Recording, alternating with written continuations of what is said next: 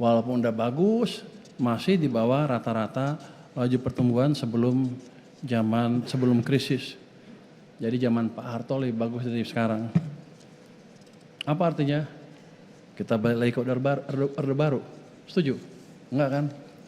Kosnya udah mahal, kita nggak balik lagi. Cuman kalau kita lihat aktivitas ekonominya sebelah kanan kita ya, lebih banyak ditopang oleh kalian sektor yang bernilai tambah rendah.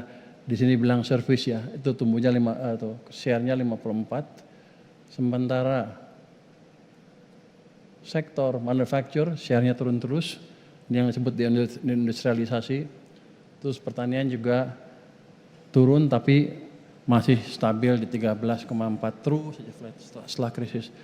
Ini sebenarnya transformasi ekonomi dari negara agriculture ke ekonomi manufacture. Harusnya agriculture-nya turun terus ke level yang rendah, manufacture naik terus. Ini enggak terjadi di kita sehingga setelah krisis ekonomi kita tumbuhnya lambat.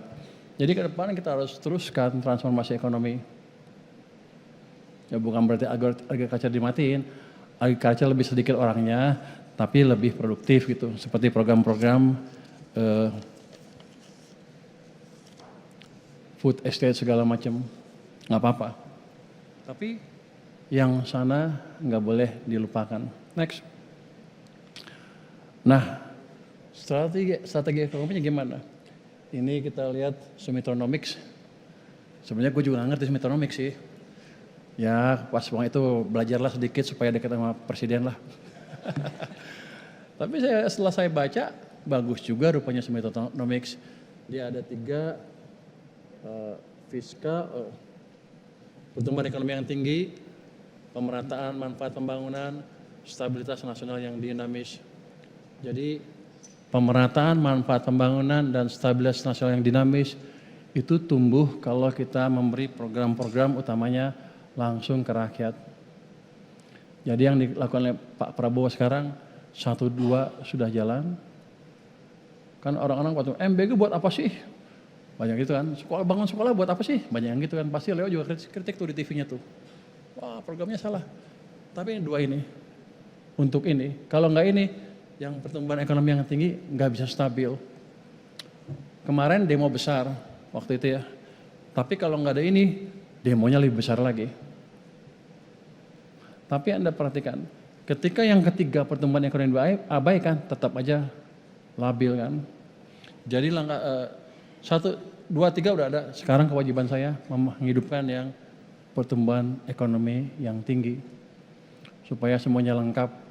Udah kelihatan kan ketika kita coba dorong itu, orang udah senang sekarang, ada optimisme. Mudah-mudahan optimismenya betul-betul terwujud. Tapi kita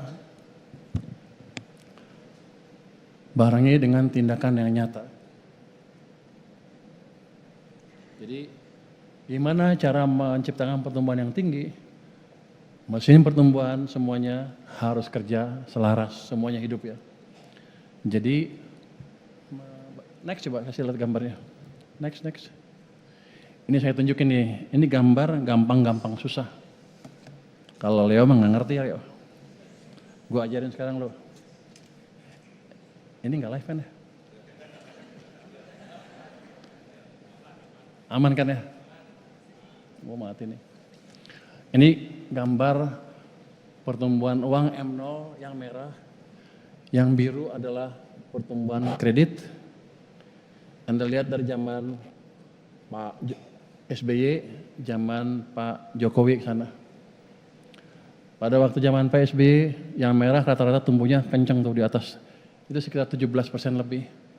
Akibatnya yang biru itu tumbuhnya juga rata-rata kencang, 22%. Kredit tumbuhnya on average 22% sepanjang zamannya Pak SBY. Artinya apa? Ini enggak jelas. Artinya apa? Enggak jelas juga. Enggak jelas. Kita lihat aja ya. Yang gede loh, langkah lu beli yang gede. Mas, keuangan ada duit kan? Nanti kalau saya pergi dibeliin yang gede tuh, sortan gede. Jadi Jadi lupa jadinya. Zamannya Pak SBY, private sector yang hidup. Government-nya santai-santai aja. Makanya Anda lihat debt to GDP-nya turun, GDP-nya turun terus sampai 23% dari 30 turun terus. Kalau saya depan Pak Jokowi, gue iseng nih ngomongnya, Pak, zamannya, saya kasih tahu gambarnya ke Pak Jokowi waktu itu, karena dari posisi bawah ya, Pak, tahu nggak Pak kenapa Pak? Kenapa Pak SBY tidur aja pertumbuhannya 6? Gue seneng kan? Kalau zaman ke SBY, Pak SBY nggak berani ngomong gitu ya. Tapi Bapak bangun infrastruktur di mana-mana, pertumbuhannya 5, salahnya di mana? Anda lihat yang merah tuh, zaman Pak Jokowi ke sana rata-rata rendah, sempat negatif sebelum krisis.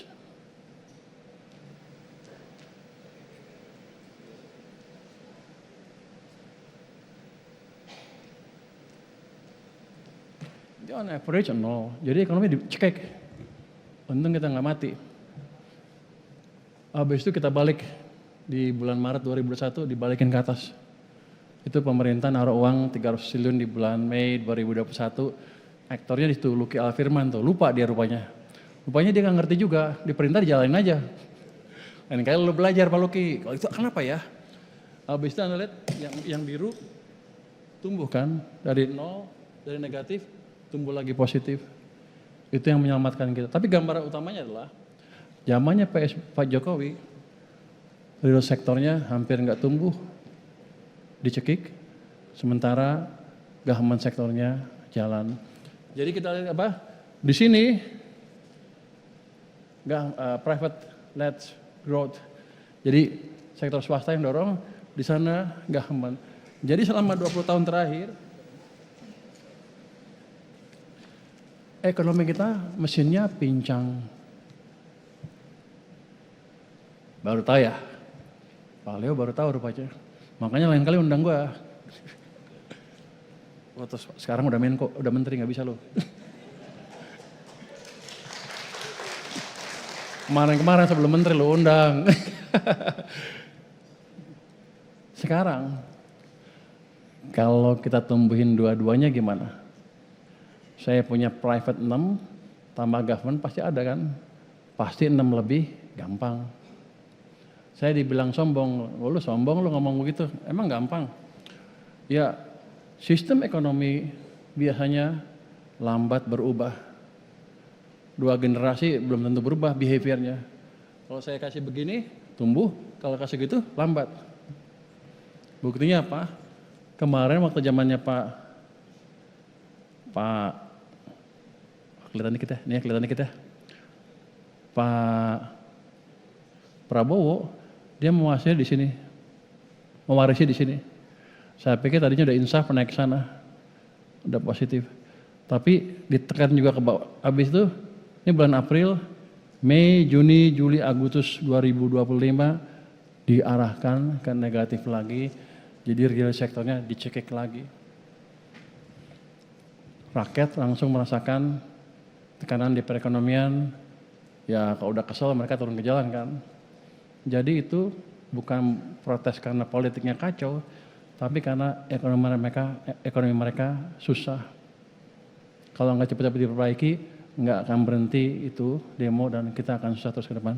Saya gelontorin 200 triliun tuh, dampaknya udah kelihatan. M0-nya udah sekarang tumbuh 13,2%. Artinya apa? Gelontoran uang saya sudah menambah likuiditas di sistem finansial kita secara signifikan. Saya akan monitor itu dari bulan ke bulan seperti apa. Kalau kurang, saya tambah lagi. Saya masih punya uang banyak. Sombong kan Menteri Keuangannya? Dulu miskin, sekarang kita punya. Kenapa? Ini udah mulai gerak ke ekonomi ya. Kita lihat Mandiri dari 55 triliun udah serap 74, udah disalurin. BRI udah 62, BN 50, BTN 19. Katanya sekarang udah full. Karena saya bilang 19 tuh jelek amat. Udah dulu, saya bisa sekarang 100. Mau ketemu saya mau laporan, tapi ntar dulu. Saya bilang 25 kalau nggak bisa serap, gue pindah ke tempat lain. Uangnya, dianya juga kali ya. BSI baru 55%. Tapi ini sudah masuk ke sistem dalam bentuk tambahan kredit. Mandiri misalnya udah bilang saya tumbuhnya kreditnya dari 8% naik ke 11%. Kan udah lumayan tuh. Kita dorong terus nanti biar tumbuhnya makin cepat. Nggak maksa, tapi dengan memberi sistem uang di perbankan sehingga banknya terpaksa menyalurkan kredit. Next. Berikutnya. Nah, ini gambar apa? Ini gambar uang pemerintah di bank sentral. Jadi selama ini bilang nggak punya duit, tuh duitnya numpuk. Itu dari bulan ke bulan sempat 800 triliun, tuh 2003 800 triliun sana. 2004, 2005 peaknya sempat 650 triliun cash nganggur di sana. Yang saya lakukan adalah menyalurkan ke sistem ke perbankan sehingga dari sana turun ke sana sekarang. Tapi uang saya nggak hilang, uangnya masih punya saya, tapi tempatnya beda. Sekarang tempatnya di perbankan. Saya pernah bilang dulu, Pak, ke Jokowi ya, Pak salurin ke Pak Presiden, salurkan uang Anda sebagian ke sistem perekonomian. Loh bedanya apa? Kan sama juga nggak belanja.